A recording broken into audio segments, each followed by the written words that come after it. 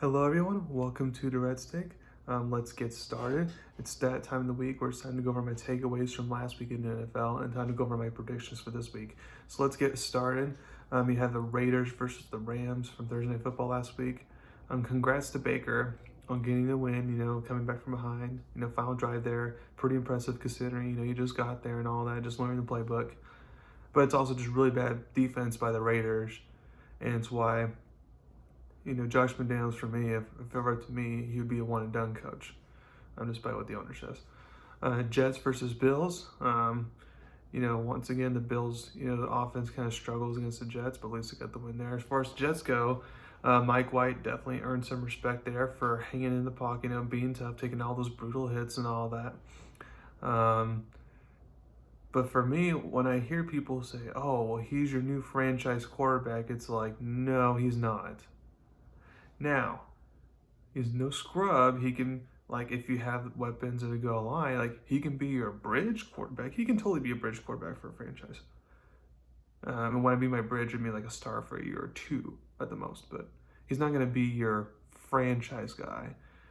Because for one, everything has to be good. Like, for example, the O-line's in shambles right now, and he's taking the hits for it. And then second, again, he's not a mobile quarterback.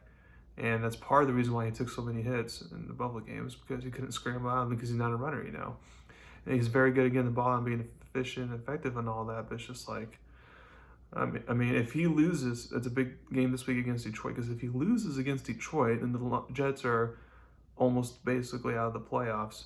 And then and at that point, I feel like you got to go back to Zach Wilson. They did a good job promoting him to the backup now for Joe Flacco, but I would promote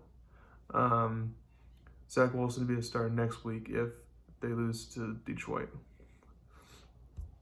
Browns versus Bengals. Like I predicted, the Browns offense still rusty under Deshaun Watson. The Bengals took advantage despite not having T. Higgins or Boyd, and Burrow just did his job and they got the win. Texans versus Cowboys. Yes, I don't like this being close. As a Cowboys fan, I want them to be a blowout. But at the same time, I like what Dak says. It's like you learn better from close games, because the playoffs are going to be close games. So you learn better winning close games than you do from blowouts, which I agree with. But the problem is that close games are good for experience a lot, but you have to win in order to get the job done. Next, you got the Vikings versus the Lions. I predicted the Vikings, I thought it'd be a close game, but Detroit got the job done. And here's the thing, like I said last week, if Detroit beats Vikings, which it just did, and then if they can beat the Jets, then I think they're going to make the playoffs. So it's a very important game for the Lions to try to win here. Jaguars versus Titans. I was surprised because typically from Titans type of teams, you don't have undisciplined mistakes, self-errors, and all that under Mike Vrabel, and the Titans just had so many turnovers.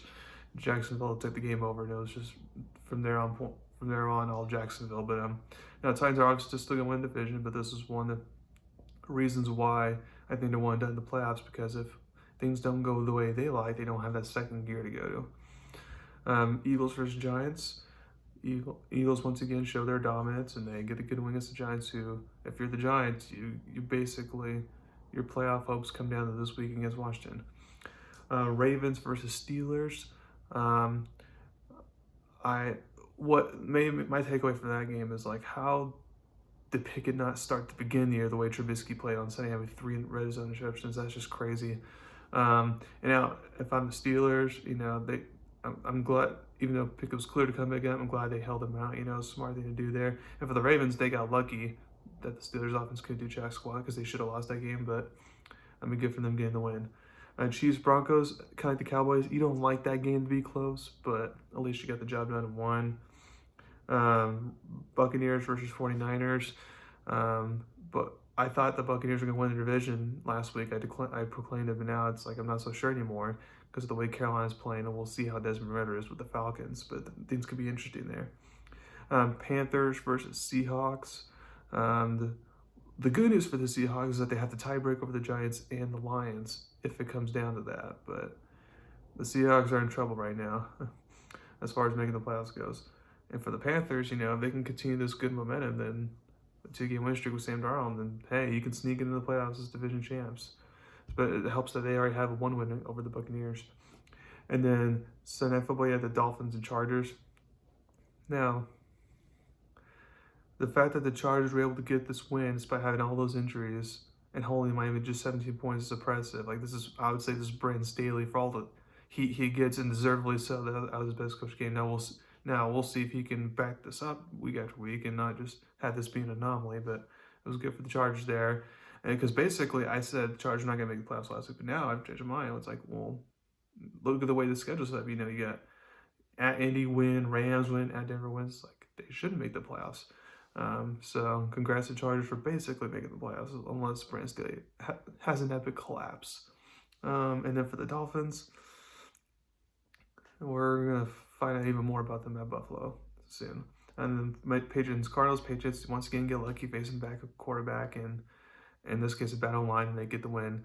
Good for them. Right now they're in playoff picture, but I don't expect them to be there with the tough schedule they have going at Vegas and Cincy, Miami, and at Buffalo is just too tough to overcome. So now it's time to go over my Week 15 NFL predictions. So you got tonight, Thursday Night Football, 49ers and Seahawks. I heard Brock Purdy is expected to play for the 49ers, and if that's the case, then I'm definitely going to take the 49ers to win this game. I think, and if Brock Purdy's just fine, all that offense can be good like it was last week, despite having no Deebo Samuels, I feel like this could potentially be a blowout, despite being at Seattle here. I have 49ers winning 38-17. Next, you got a couple Saturday games here with the Colts and Vikings. I think this will be a close game the first half, especially since Colts are coming off a bye. They'll be more prepared and well rested and all that. But I feel like the Vikings in the end will once again find a way to win, aside them winning 27-17. Next, you got the Ravens versus the Browns. It looks like Tyler Huntley's, despite getting a concussion last week, looks like he's on track to play actually, so they don't have to go to the third string quarterback. But even Tyler Huntley plays, I like the actually Browns here to get the upset here. Now it's gonna be low scoring games. Again, I'm still not trusting the Browns offense at this point, but I feel like the Ravens are kind of due for a loss here at the backup quarterback. And then Dolphins versus Bills for Saturday Night Football. I feel like this game has potential to get ugly because the cold weather, Miami has shown they're not dealing with that good so far. Based off they couldn't handle the LA coldness, and then also again, 49ers got after Tua, Chargers got after Tua. With the Bills, especially with the way they faced the Jets last week, they're going to get after Tua, and their offensive line's not playing well right now. So it's like I feel like Tua's not going to do well. And then the Miami's defense has not been traveling well, so that's another factor to keep in mind. I have Buffalo winning 27-10. And then for some Sunday games, you got the Eagles versus the Bears. I think I can see this being a trap game, because the Eagles and Cowboys are next week. But I think the Eagles are going to take care of business and win 45-17. Falcons versus Saints. We'll see how Desmond Ridder plays. I feel like he'll kind of catch the Saints off guard because the Saints don't know what to expect. So it'll be a thing where, like, in week 1 of the season, the Saints will come back and win, which I think they will at home if they're winning 23-20. Next, you get the Lions versus the Jets. I like the Jets to get the win here to keep their playoffs alive, but I think it's like a 1-point game, just barely, because of the way all the injuries the Jets have. It all depends on, can Quillen Williams be efficient? Can he play, for 1, and 2, if he does play, can he be efficient?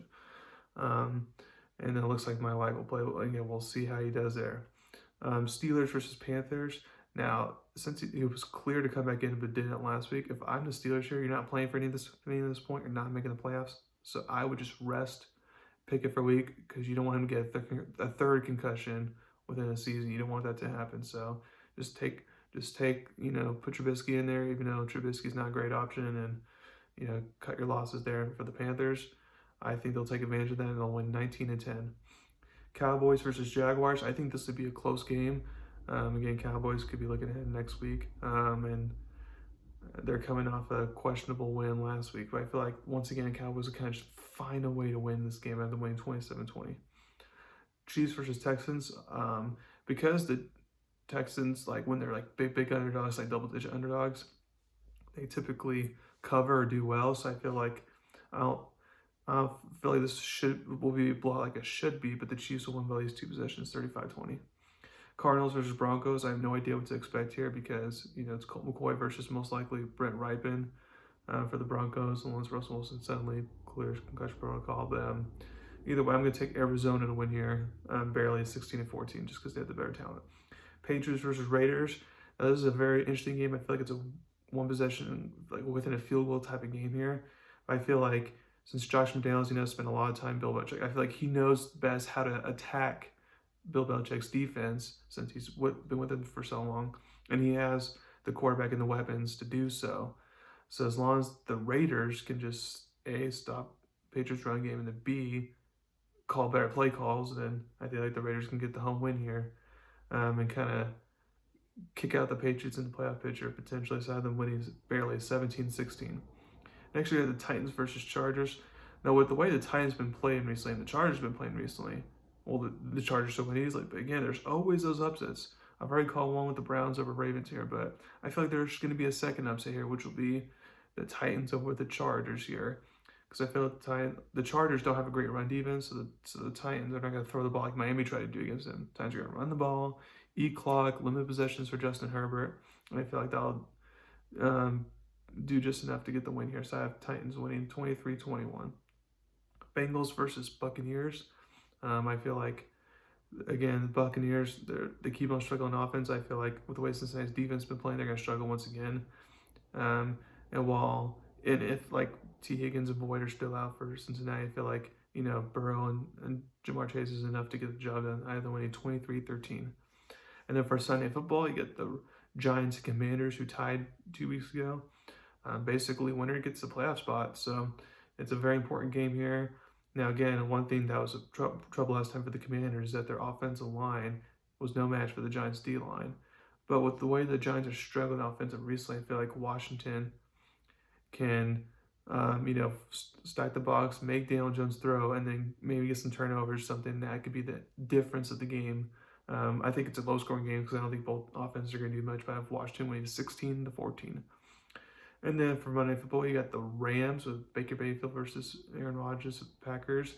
This is going to be Now, typically, I wouldn't want this being a Monday Night Football game because both teams are making the playoffs, not that good. But for quarterback reasons, this makes it a little more intriguing here. But I'm going to go ahead and take the Packers here. I feel like they can run the ball well, do ball control. They won't go away from it like the Raiders did, which allowed the Rams to get back into the game last Thursday.